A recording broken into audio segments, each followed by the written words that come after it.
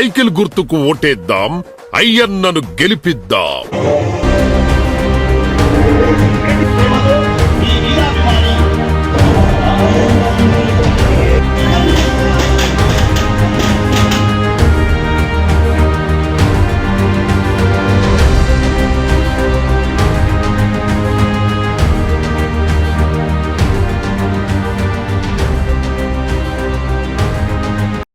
Welcome back to V news.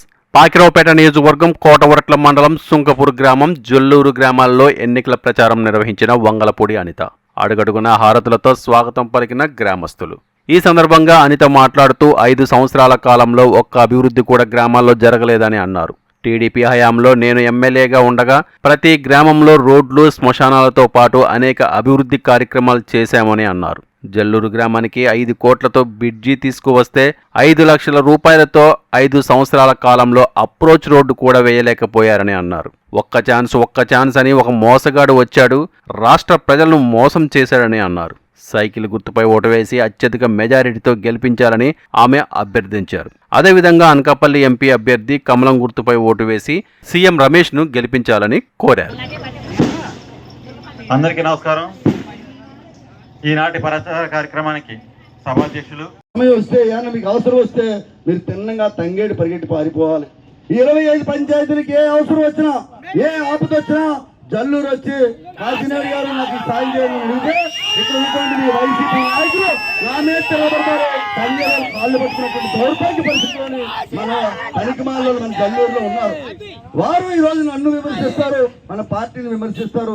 దయచేసి ఈ రోజు గుండెల మీద చేసి చెప్తున్నారు, ఈ జల్లూరుకి మేము చేశామని చెప్పి మేము ఎక్కడైనా ఏ రోడ్డు మీదైనా ఏ వీధులైనా చెప్పినటువంటి స్థాయి మాకుంది.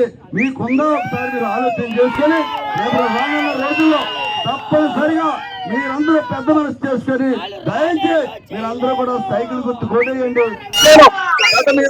మీరు మీ హయాంలో 10 లక్షల రూపాయలు ఎస్సీ కాలనీ కళ్యాణ వాడికి ఇచ్చున్నారు. ఈ ప్రభుత్వం ఇచ్చిన తర్వాత ఈ ప్రభుత్వం వచ్చిన తర్వాత అది క్యాన్సిల్ చేశారు.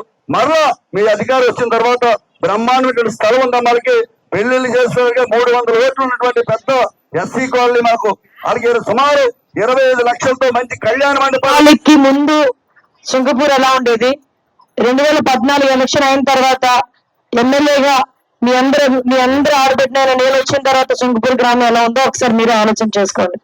సుంకపూర్ గ్రామంలో మీ ఎమ్మెల్యేగా ఉండేటప్పుడు సుమారుగా ఎక్కడైతే రోడ్లు ఉండాలో అన్ని రోడ్లు కూడా మాక్సిమం వేయించుకోవడం జరిగింది. మాక్సిమం మీకు శ్మశానాలకి రోడ్లు కానీ, మీకు ఎక్కడైనా ఎటువంటి ఇబ్బంది లేకుండా చూసుకునే బాధ్యత కానీ, అత్యంతంగా వ్యవసాయ ఆధారిత కుటుంబాలైన మీ అందరికీ కూడా చెరువులు పూడికి తీయడం కానీ, చెరువులను సుందరీకరణ చేయడంలో కానీ, పెన్షన్లు ఇవ్వడంలో కానీ, హౌసింగ్ ఇవ్వడంలో కానీ, సంక్షేమ కార్యక్రమానికి ఎక్కడ లోటు లేకుండా చేసి ఓటు బ్యాంక్ ఉన్న మీ గ్రామానికి 5 కోట్లు ఇచ్చాను నేను 5 సంవత్సరాల్లోనే. పక్కన జల్లూరు బ్రిడ్జ్, ఎప్పటి నుంచో జల్లూరు బ్రిడ్జ్ మీ అందరికీ కూడా ప్రాబ్లం. ఆ జల్లూరు బ్రిడ్జ్ పాడైపోవడం వల్ల బస్సులు కూడా రాక మీ పిల్లలు నర్సీపట్నం కాలేజీకి వెళ్ళడానికి కూడా ఇబ్బందులు పడి చాలా మంది ఆటోల్లో వెళ్లే పరిస్థితి కనిపిస్తా ఉంది. ఆటోల్లో పంపించే స్తోమత రాకపోయినా అప్పో సప్పో చేసి పంపించుకునేవారు.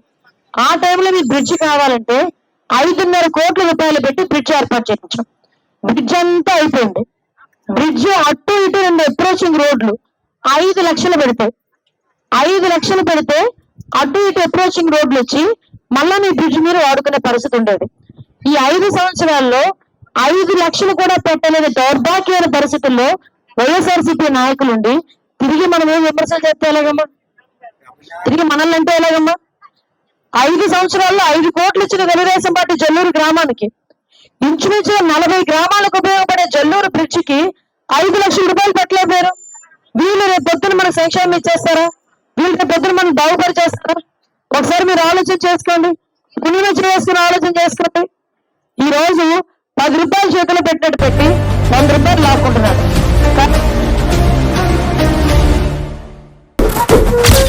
సైకిల్ గుర్తుకు ఓటేద్దాం, అయ్యన్నను గెలిపిద్దాం. నిరంతర వార్తా సమాచారం కోసం మా వి న్యూస్ ఛానల్ సబ్స్క్రైబ్ చేయండి. నోటిఫికేషన్ కొరకు బెల్ ఐకాన్ని యాక్టివేట్ చేయండి.